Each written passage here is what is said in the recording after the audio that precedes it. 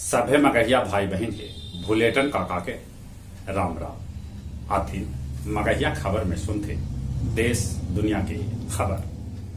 कल काशी घाट पर मनावल गए भव्य देव दीपावली।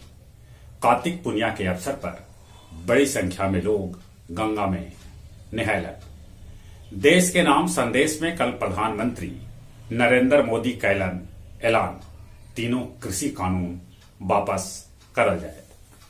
कृषि कानून वापस होवे के ऐलान के बाद जगह जगह किसान संगठन मनौलन जश्न। सिंधु बॉर्डर पर जम के होयल भांगड़ा। पंजाब के पूर्व मुख्यमंत्री कैप्टन अमरिंदर सिंह के साथे भाजपा के गठबंधन के रास्ता भी खुल गए। 22 नवंबर के गहलोत मंत्रिमंडल के विस्तार से पहले राजस्थान में 3 गो मंत्री अपन पद से दिलन इस्तीफा। और मंत्री दे सका था अपन पद से इस्तीफा। तमिलनाडु सरकार सभे लेल कोरोना वैक्सीन जरूरी कर दिलक। आज से बंद हो जाए बद्री धाम के कपाट। बद्री धाम फूल से खूब सजावल गए है। देश भर में पूर्व प्रधानमंत्री इंदिरा गांधी के 104वीं जयंती मनावल गए।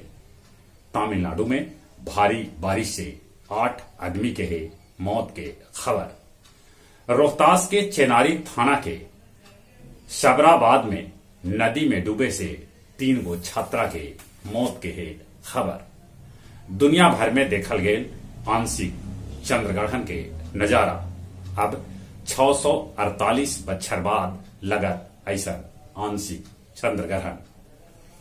भारतीय मूल के अमेरिकी उपराष्ट्रपति कमला हैरिस 1.25 घंटा ले बल्लन अमेरिका के राष्ट्रपति।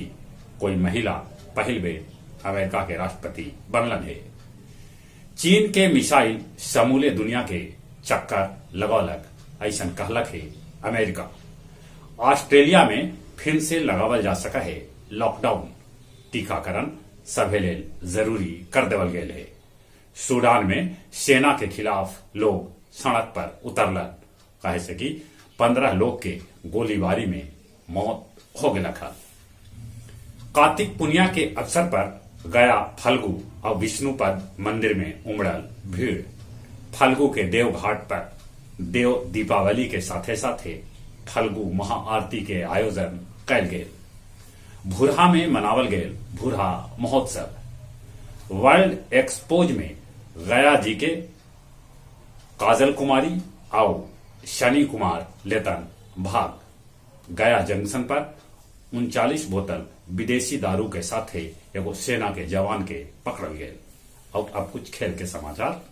भारत दोसर का T20 मैच 7 विकेट से न्यूजीलैंड के हरा के सीरीज पर कब्जा जमा लेलक।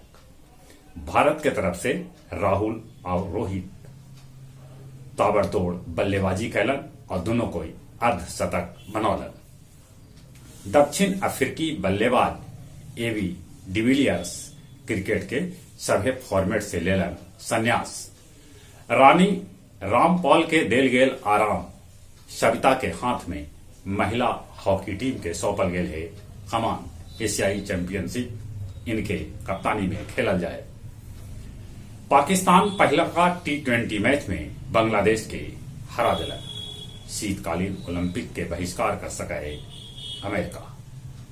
जहां तक मौसम के सवाल है, धीरे धीरे ठंडा बढ़ रहा है। ठंडा से बचते, कोरोना से बचे ले मुंह और नाक पर मास्क लगाते, सोशल डिस्टेंसिंग के पालन करते। जो उम्र 18 बच्चर से ऊपरे है तब कोरोना के वैक्सीन जरूर लेते। चले चले अपने सभे के एक बार फिर से भुलेटन काका के राम राम।